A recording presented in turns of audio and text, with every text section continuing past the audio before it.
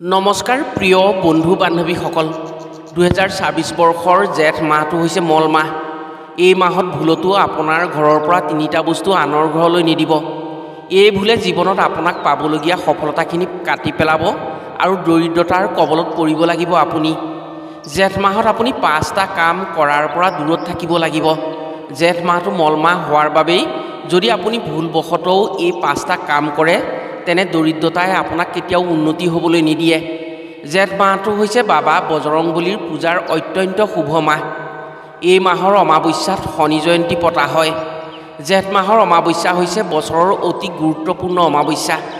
জেঠ মাহত যিকোনো এটা মংগলবাৰে যদি থুৰীয়া তামোলেৰে হনুমানৰ বাবে এটা কাম কৰিব পাৰে তেনে হনুমানৰ শক্তিৰ প্ৰভাৱত ধন টকা পইচা ধাৰ ঋণৰ পৰা মুক্ত হোৱাৰ লগতে ধনৰ ক্ষেত্ৰত থকা বাধাসমূহ দূৰ হৈ টকা পইচা সা সম্পদৰে উন্নতি হ'ব পাৰে বাবা বজৰংবলীৰ কৃপাত।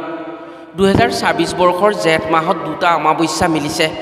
জেঠ মাহৰ প্ৰথম দিনটো অৰ্থাৎ 1 তাৰিখে যি অমাৱস্যা হ'ব সেই অমাৱস্যাত শনি জয়ন্তী পতা হ'ব আৰু সেইদিনা শনিদেৱৰ জন্ম হৈছিল।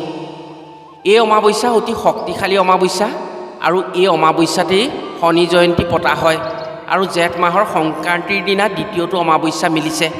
শাস্ত্ৰমতে মল মাহত কৰা কামে ব্যক্তিৰ জীৱনত বহু ক্ষেত্ৰতেই প্ৰভাৱ পেলায়। সেয়েহে এই মাহত যদি ভুলবশতও কিছুমান কাম কৰে তেনে আপোনাৰ ক্ষেত্ৰত অতি অমংগল হ'ব। আপুনি আগন্তুক দিনত বহু ক্ষেত্ৰতেই বিপদৰ সন্মুখীন হ'বলগীয়া হৈ দুখ কষ্ট পাবলগীয়া হ'ব। আজিৰ ভিডিঅ'ত আমি আপোনাক জনাম জেঠ মাহটো মল মাহ হোৱাৰ বাবে এই মাহত কি বস্তু আনক নিদিয়াৰ লগতে কি কাম ভুলতো কৰিব নালাগে। জেঠ মাহত যিকোনো মংগলবাৰে থুৰীয়া তামোলেৰে কি কাম কৰিব পাৰিলে হনুমানৰ কৃপাত ধাৰ ঋণৰ সমস্যা দূৰ হৈ ধন টকা পইচাৰ দিশত উন্নতি আহে। সেয়েহে আজিৰ ভিডিঅ'টো প্ৰতিখন ঘৰৰ বাবে আৰু প্ৰতিজন ব্যক্তিৰ বাবেই অতি গুৰুত্বপূৰ্ণ ভিডিঅ'। গতিকে আপুনি যদি জ্যোতিষশাস্ত্ৰ আৰু আধ্যাত্মিকতাৰ ওপৰত বিশ্বাস কৰে তেনে আজিৰ ভিডিঅ'টো যিকোনো প্ৰকাৰে হ'লেও শেষ পৰ্যন্ত চাওক, উপকাৰ আপোনাৰেই হ'ব। প্ৰিয় বন্ধু বান্ধৱীসকল, কথাসমূহ কোৱাৰ আগতেই আপোনাক এটি সৰু অনুৰোধ জনাওঁ। ভিডিঅ'টো যদি ভাল পায় তেনে এটা লাইক কৰাৰ লগতে কমেণ্ট বক্সত জয় হনুমান বা জয় শনিদেৱ বুলি লিখিবলৈ কেতিয়াও নাপাহৰিব। আৰু যদি আমাৰ চেনেললৈ প্ৰথম আহিছে তেনে চেনেলটো ছাবস্ক্ৰাইব কৰাৰ লগতে অন্য 10জনে উপকৃত হোৱাকৈ ভিডিঅ'টো শ্বেয়াৰ কৰিবলৈ অনুৰোধ জনালোঁ। জ্যোতিষশাস্ত্ৰ অনুসৰি 365 সমস্ত দুভাগৰ এক দিনত এটা বৰ্ষ হয়। এই বৰ্ষ হৈছে সূৰ্যৰ বৰ্ষ। ঠিক তেনেকৈ 354 দিনৰ মূৰত চন্দ্ৰৰ এটা বৰ্ষ হয়। চন্দ্ৰ আৰু সূৰ্যৰ বৰ্ষৰ মাজত 11 দিনৰ পাৰ্থক্য থাকে। 3 বছৰৰ মূৰত এই 3টা 11 দিন লগ হৈ এটা মাহ হয়, সেয়াই হৈছে মল মাহ। এই বছৰৰ জেঠ মাহত মল মাহ পৰিছে। এই মাহত কৰা কামৰ ক্ষেত্ৰত কিছু দিশত সতৰ্ক হ'ব লাগিব। মল মাহত কেতিয়াও মাংগলিক কাৰ্য কৰিব নালাগে। মল মাহত কৰা মাংগলিক কাৰ্যই ফলপ্ৰাপ্তি নহয়। বিশেষকৈ মল মাহত যাগ যজ্ঞ বিয়া বাৰু আদি কাৰ্য ভুলতো কৰিব নালাগে। মল মাহত বিয়া বাৰু কৰি সংসাৰ কৰিলে সংসাৰত খেলিমেলি হয় বুলি বিশ্বাস কৰা হয়। জেঠ মাহটো মল মাহ হোৱাৰ বাবেই এই মাহত গৃহ নিৰ্মাণ অৰ্থাৎ ঘৰ নিৰ্মাণ বা আৰম্ভণি ঘৰ লোৱা কাম কেতিয়াও কৰিব নালাগে। মল মাহত যদি গৃহ নিৰ্মাণ বা গৃহ প্ৰৱেশ কৰে তেনে সেইখন ঘৰত অপায় অমংগল বিপদ বিঘিনি বেছি হয়। যদি মল মাহৰ আগতেই গৃহ নিৰ্মাণৰ কাম আৰম্ভণি কৰিছিল তেনে সেই কাম কৰি থাকিব পাৰে মল মাহতো, তাত কোনো ক্ষতি নহয়। যদি মল মাহত প্ৰথম কাম আৰম্ভ কৰি কৰা হয় তেনে বহু ক্ষেত্ৰতেই আগন্তুক দিনত বিপদ বিঘিনিত পৰিব লগা হয়। এই মাহত আপুনি কেতিয়াও নতুন সম্পৰ্ক স্থাপন নকৰিব বা নতুন ব্যৱসায় আৰম্ভ নকৰিব। যদি আপুনি কিবা ব্যৱসায় বাণিজ্য কৰাৰ কথা ভাবি আছে জেঠ মাহত কেতিয়াও আৰম্ভণি নকৰিব, কাৰণ এই বছৰৰ জেঠ মাহ হৈছে মল মাহ। এই মাহত সম্পৰ্ক স্থাপনৰ ক্ষেত্ৰতো সতৰ্ক হ'ব লাগে। পাৰিলে এই বছৰৰ জেঠ মাহত আপোনাৰ যিকোনো সম্পৰ্ক স্থাপন নকৰিব, যেনে ধৰক বিয়া বাৰুৰ ক্ষেত্ৰত চুক্তি নকৰিব, ধৰা বন্ধা নকৰিব, দিন তাৰিখ আপুনি ঠিক নকৰিব। এই মাহত কোনো ক্ষেত্ৰতেই গুৰুত্বপূৰ্ণ সিদ্ধান্ত ল'ব নালাগে। এই মাহত যদি হনুমানক ভক্তি কৰি হনুমানৰ বাবে কিবা উপায় কৰিব পাৰে তেনে 10 গুণ ফলপ্ৰাপ্তি কৰিব পাৰে। মল মাহত কোনো ধৰণৰ সা সম্পদ ক্ৰয় কৰিব নালাগে। গাড়ী মটৰ মাটি বাৰী আদি ক্ৰয় কৰাৰ কথা যদি আপুনি ভাবি আছে তেনে জেঠ মাহত কেতিয়াও নকৰিব। 2024 বৰ্ষৰ জেঠ মাহটো হৈছে মল মাহ। কাৰণ মল মাহত ক্ৰয় কৰা সা সম্পদে ভৱিষ্যত দিনত বিপদৰ আশংকা বেছি কৰিব। মল মাহত সন্তান সম্ভৱ হোৱাকৈ স্বামী স্ত্ৰীয়ে সংগম কৰিব নালাগে। মল মাহত জাত লোৱা সন্তানৰ ক্ষেত্ৰত ভাগ্যৰ ক্ষেত্ৰত যথেষ্ট ঘাত প্ৰতিঘাতৰ সন্মুখীন হ'বলগীয়া হয়। সেয়েহে মল মাহত সন্তান জাত লোৱাকৈ স্বামী স্ত্ৰীয়ে সংগম কৰিব নালাগে। অৱশ্যে মল মাহত জন্ম হোৱা সন্তানে বহু ডাঙৰ কাম সমাধান কৰিব পাৰে আৰু বিখ্যাত হ'ব পাৰে।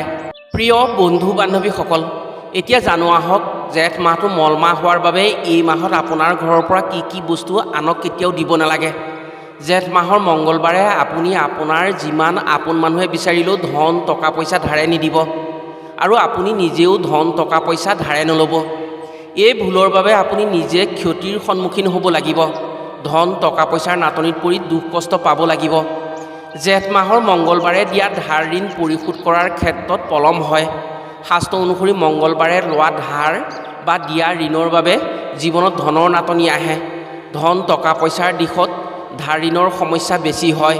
এই বছৰৰ জেঠ মাহৰ সন্ধ্যাকালত যদি আপুনি আপোনাৰ ঘৰৰ পৰা আনৰ ঘৰলৈ চাউল দিয়ে তেনে আপোনাৰ ঘৰত অভাৱে দেখা দিব পাৰে।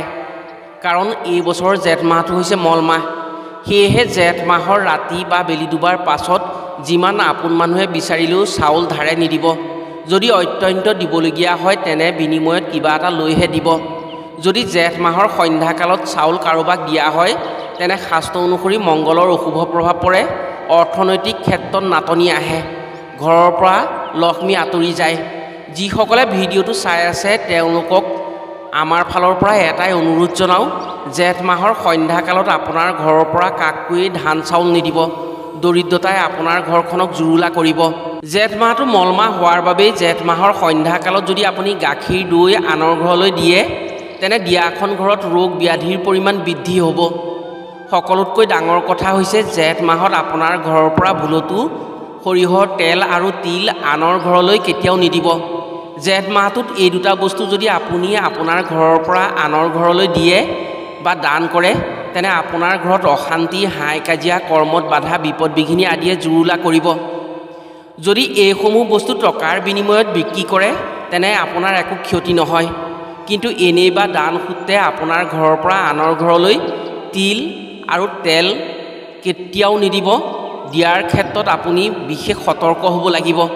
বিশেষকৈ সন্ধ্যাৰ সময়ত যদি আপুনি এই দুটা বস্তু আনৰ ঘৰলৈ দিয়ে তেনে আপোনাৰ ঘৰত ভয়ংকৰ বিপদৰ সন্মুখীন হোৱাৰ সম্ভাৱনা আহিব পাৰে। জেঠ মাহটোত হনুমানৰ লগতে শনিদেৱক পূজা কৰা হয়। সৰিয়হৰ তেল আৰু তিল শনিদেৱৰ অতি প্ৰিয়। তিলেৰে শনিক পূজা কৰিলে শনি সোনকালে সন্তুষ্ট হয়। শনিৰ বেয়া প্ৰভাৱ দূৰ হয়। শনিদেৱৰ ওচৰত তেলৰ বন্তি দিয়া হয়। তেলৰ বন্তি শনি সোনকালে সন্তুষ্ট হয়। শনি পূজা সন্ধ্যাকালত কৰা হয়। সেয়েহে সন্ধ্যাকালত এই বস্তু কেতিয়াও আপুনি আনক নিদিব। আপুনি যদি শনি মহাৰাজৰ প্ৰিয় তিল আৰু প্ৰিয় তেল আপোনাৰ ঘৰৰ পৰা জেঠ মাহৰ সন্ধ্যাৰ সময়ত আনৰ ঘৰলৈ দিয়ে বা ধাৰলৈ দিয়ে তেনে আপোনাৰ ঘৰৰ বাবে শনি বিতুষ্ট হ'ব। ফলত সকলো দিশত খেলি মেলি আহিব। শনি অশুভ দৃষ্টি পৰিলে ৰজাও ভিক্ষাৰী হয়। শনি হৈছে ন্যায় আৰু কৰ্মৰ দেৱতা। এই ভুলৰ বাবে আপোনাৰ কৰ্মৰ বিফলতা আহিব পাৰে। দুখ কষ্ট অশান্তি হৈ শত্ৰু বাঢ়িব পাৰে। ইয়াৰ বিপৰীতে যদি কোনো লোকৰ শনিৰ অশুভ দৃষ্টি পৰি আছে, শনিৰ বেয়া প্ৰভাৱত শত্ৰু বাঢ়িছে, কাজিয়া পেচাল হৈ আছে বা হৈ থাকে, তেনে লোকে যদি জেঠ মাহৰ শনিবাৰে সন্ধিয়াৰ পৰত শনি মন্দিৰ বা শিৱ মন্দিৰলৈ চেণ্ডেল পিন্ধি গৈ মন্দিৰৰ বাহিৰত সেই চেণ্ডেল থৈ মন্দিৰত সেৱা শুশ্ৰূষা কৰি চেণ্ডেলযোৰ তাতে এৰি খালী ভৰিৰে ঘৰলৈ আহিব পাৰে, সেই ব্যক্তিৰ গাত যি শনিৰ প্ৰভাৱ থাকে সেই প্ৰভাৱ একেবাৰে দূৰ হৈ পৰে। এই কামৰ ফলত শত্ৰুৰ শত্ৰুতাও নাইকিয়া হয়। ভগৱানৰ পূজাৰ ক্ষেত্ৰত যিসমূহ বস্তু আছে সেইসমূহ বস্তু জেঠ মাহত কেতিয়াও ঘৰৰ পৰা আনক দান দক্ষিণা কৰিব নালাগে। যদি দান দক্ষিণা কৰা হয় ঘৰৰ পৰা যোগাত্মক শক্তি দূৰ হৈ পৰে। ফলত ঘৰখনত অশান্তি বৃদ্ধি হয়।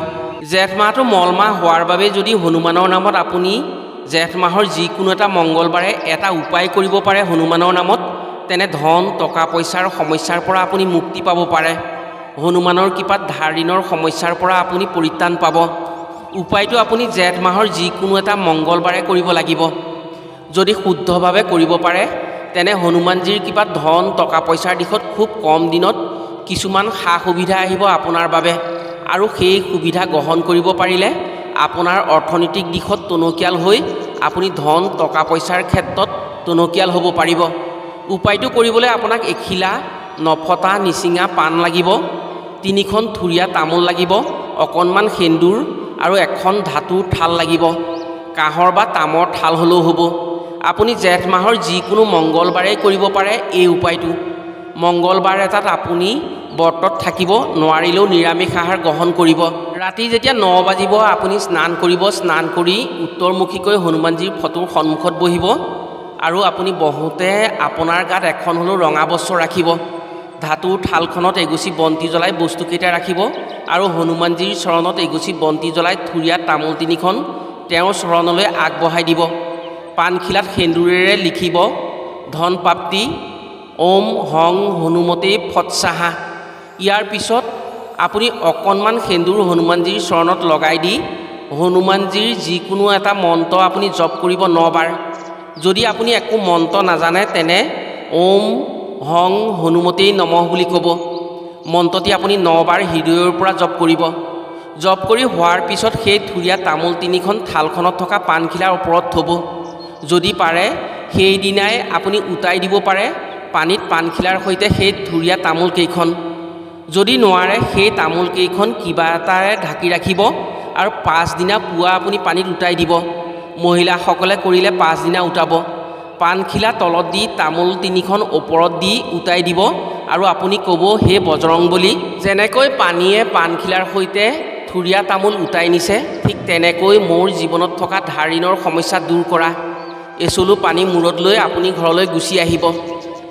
এই উপায় অতি প্ৰমাণিত উপায়। জেঠ মাহৰ মংগলবাৰে যদি আপুনি কৰিব পাৰে 1 মাহৰ ভিতৰত আপোনাৰ ধনৰ সমস্যা একেবাৰে নাইকিয়া হৈ পৰিব। আপুনি এবাৰ কৰি প্ৰমাণ চাব পাৰে। অৰ্থনৈতিক ক্ষেত্ৰত এই উপায় কৰাৰ পিছত আপোনাৰ উন্নতি আহিব। আপুনি ধাৰ ঋণৰ সমস্যাৰ পৰা মুক্ত হ'ব পাৰিব।